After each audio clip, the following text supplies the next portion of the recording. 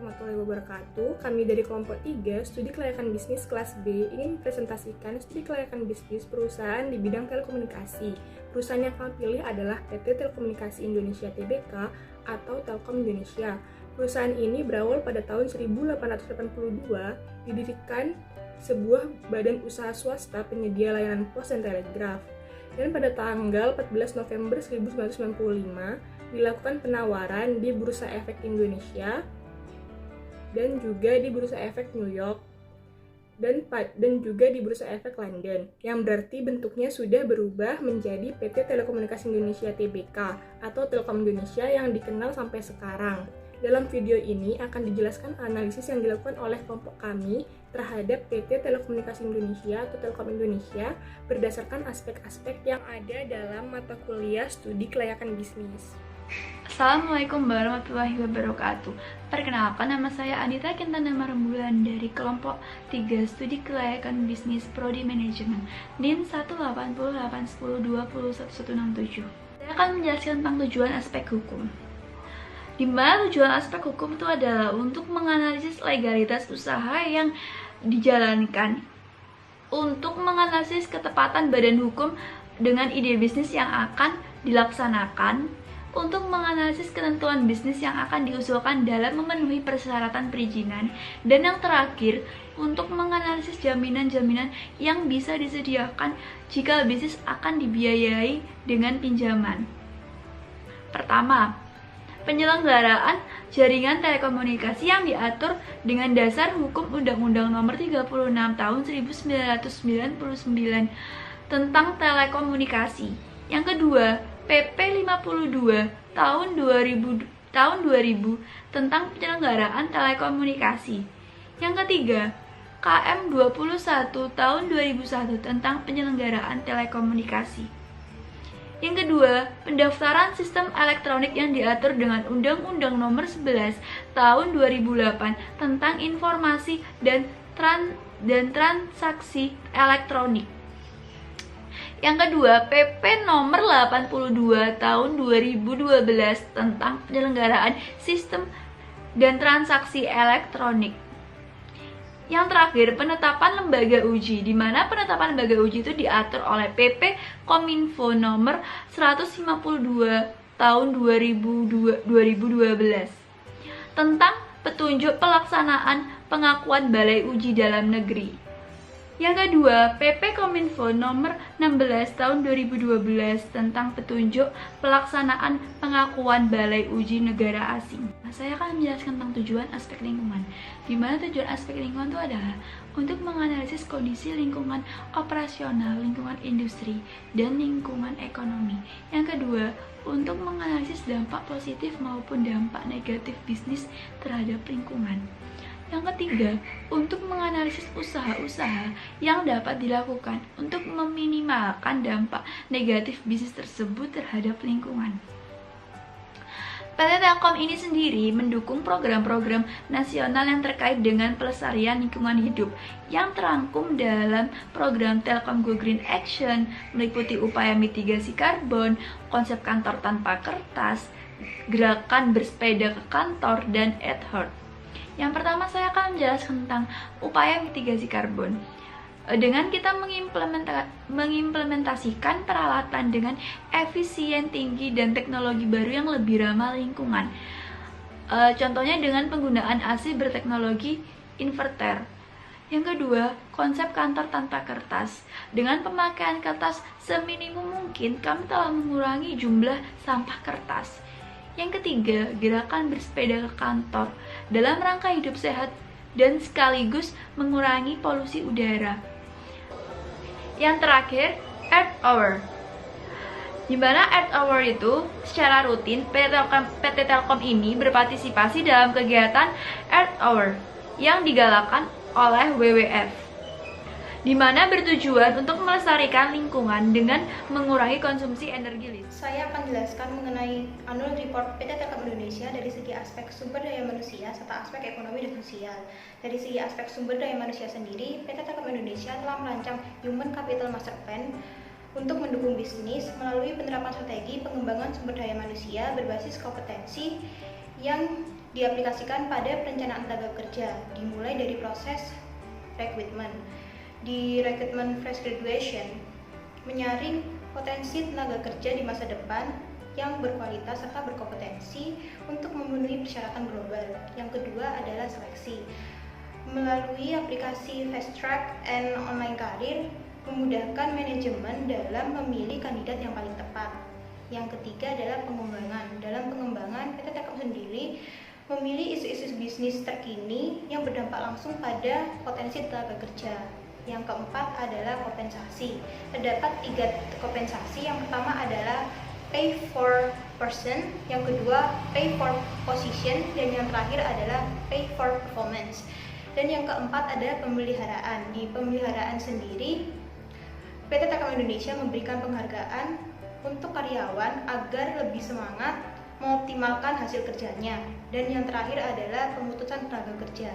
Di pemutusan tenaga kerja ini terdapat dana pensiun yang dibagi menjadi 2. Dana pensiun manfaat tetap dan dana pensiun manfaat pasti. Pada tahun 2016, 2017, dan tahun 2018, PT Telkom Indonesia lebih mengembangkan ke arah kompetensi sumber daya manusianya agar lebih kreatif dan inovatif. Di sini PT Telkom Indonesia menambah jumlah dana bagi pengembangan karyawannya. Selain itu, PT Telkom Indonesia juga menciptakan nilai tambah tenaga kerja per tahunnya. Dari sisi gender, PT Telkom Indonesia lebih mengutamakan gender laki-laki untuk diterima. Sedangkan dari segi tingkat pendidikan lebih mengutamakan tingkat sarjana. Menurut aspek ekonomi dan sosial, perusahaan yang berstatus sebagai perseroan terbatas menurut peraturan mempunyai tanggung jawab untuk menjalankan tanggung jawab sosial atau yang disebut dengan Corporate Social Responsibility atau CSR. Di sini PT Telkom Indonesia menerapkan CSR untuk keberlangsungan bisnis usahanya.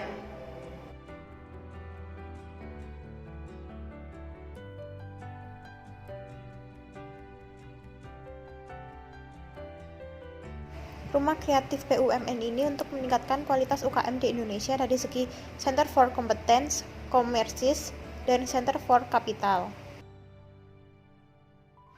Penyerapan tenaga kerja lokal ini melalui rekrutmen oleh Telkom secara tidak langsung melalui kontraktor. Program sambungan listrik gratis oleh PT Telkom Indonesia turut serta dalam meningkatkan rasio elektrifikasi dan pemenuhan kebutuhan dasar listrik bagi masyarakat sehingga dapat meningkatkan produktivitas masyarakat setempat.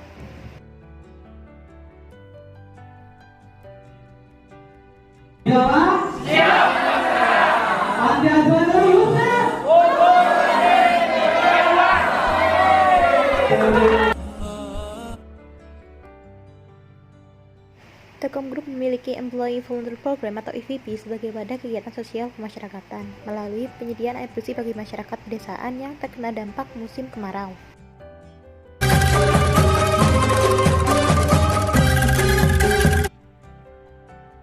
Penyediaan fasilitas Broadband Learning Center agar siswa-siswi dapat mengikuti perkembangan informasi dan penggunaan Information Communication Technology dalam kegiatan belajar mengajar. Aspek pasar dan pemasaran. Pada tahun 2015, Telkom menerapkan strategi pemasaran melalui komunikasi yang intens kepada pelanggannya serta mengadopsi sebuah kerangka yang dinamakan Paradox Marketing. Kerangka ini tampak seperti pada gambar berikut. Dalam kerangka Paradox Marketing dapat diwakilkan sebuah konsep pemasaran perusahaan Telkom. Konsep pemasaran perusahaan Telkom ini bernama More for Less, yang berarti Telkom akan memberikan nilai yang lebih terhadap pelanggannya, namun pelanggan hanya perlu membayar dengan biaya yang lebih hemat saja.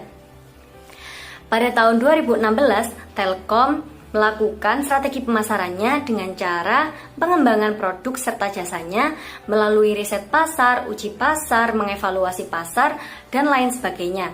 Strategi pemasaran pada tahun ini dapat diwakilkan melalui tabel berikut. Pada tahun 2017, Telkom melakukan strategi pemasaran dengan cara melakukan penawaran produk, pengembangan produk, serta promosi yang lebih banyak kepada pelanggannya.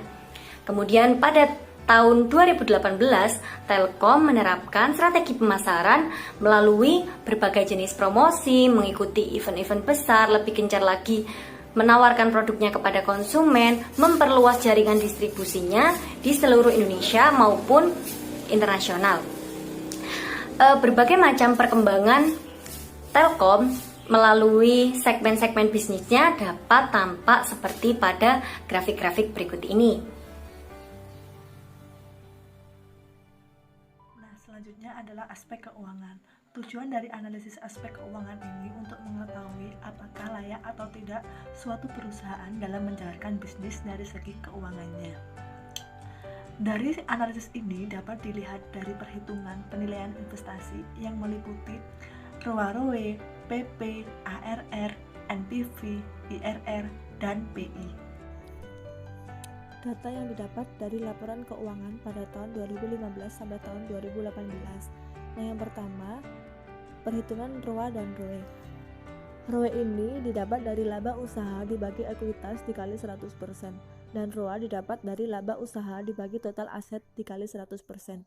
Nah, dapat dilihat dari perhitungan di sini. Dan dapat disimpulkan dari perhitungan ROA dan ROE ini, angka persentasenya mengalami naik, dan di tahun 2018 angkanya turun. Setelah itu kita mencari payback period. Nah, yang pertama yang diketahui ada arus kas investasi pada tahun 2015 sampai tahun 2018 sebesar 123.075 miliar dan modal sendiri 20.160 miliar. Sebelum mencari payback period, kita harus mencari tabel cash flow-nya dulu. Setelah itu kita mencari payback period dan hasilnya mendapatkan 2 tahun 2 bulan. Dari perhitungan di atasnya bisa dilihat di sini. Selanjutnya kita mencari ARR. ARR ini didapat dari rata-rata EAT dibagi rata-rata investasi dikali 100% dengan hasil 0,91. Bisa dilihat di sini. Setelah mencari ARR, kita mencari NPV.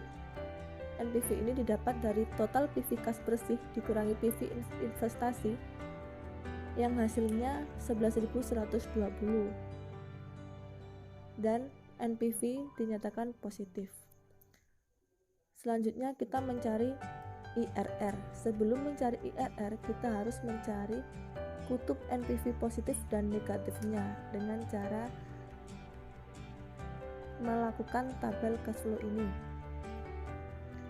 Setelah menyelesaikan NPV positif dan negatif ini, kita langsung mencari IRR-nya dengan cara I1 plus total PV positif min investasi dibagi total PV positif min total PV negatif dikali I2 min I1 dan hasilnya 28,3%. Setelah mencari IRR, kita mencari profitability index dengan cara total PV kas bersih dibagi PV investasi dan hasilnya 1,096. Nah, jika PI lebih besar dari 1, maka bisnis layak diterima. Nah, dari perhitungan di atas dapat disimpulkan bahwa dalam perjalanan suatu bisnis, Telkom dikatakan layak dengan baik untuk kedepannya dan bisa mewujudkan suatu tujuan dari perusahaan tersebut.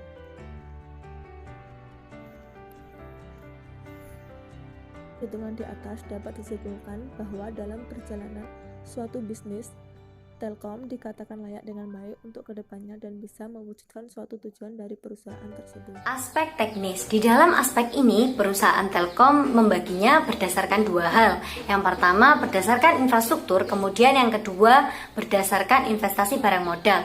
Berdasarkan infrastrukturnya, Telkom menjalankan beberapa kegiatan berikut ini. Yang pertama, Telkom menjalankan 2 satelit yang bernama Telkom 1 dan Telkom 2. Yang kedua, Telkom mengelompokkan jaringan berdasarkan 2 jaringan. Yang pertama yaitu jaringan nasional, kemudian yang kedua yaitu jaringan internasional. Yang terakhir yaitu Telkom melakukan pengembangan jaringan transmisi yang dapat dilihat pada tabel berikut ini.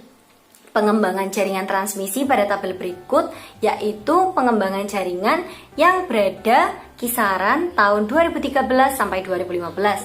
Kemudian berdasarkan investasi barang modal, Telkom mempunyai tujuan untuk memperkuat infrastruktur digitalnya agar dapat mempertahankan pertumbuhan yang kompetitif dan berkelanjutan dalam masa secara jangka panjang. Analisis yang telah dilakukan dari berbagai aspek periode tahun 2015 sampai dengan 2018 yang telah kelompok kami jelaskan menunjukkan bahwa PT Telekomunikasi Indonesia Tbk atau Telkom Indonesia sudah layak dari segi studi kelayakan bisnis. Mengingat PT Telekomunikasi Indonesia atau Telkom Indonesia merupakan perusahaan di bidang telekomunikasi terbesar di Indonesia dengan pengguna layanan sebanyak 15 juta untuk pelanggan telepon tetap dan 104 juta untuk pelanggan telepon seluler.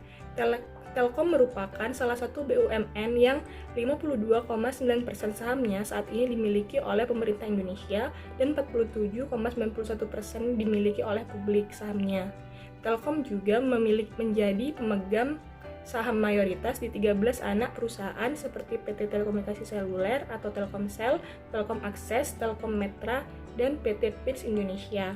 Sekian presentasi dari kelompok kami, kurang lebihnya mohon maaf. Wassalamualaikum warahmatullahi wabarakatuh.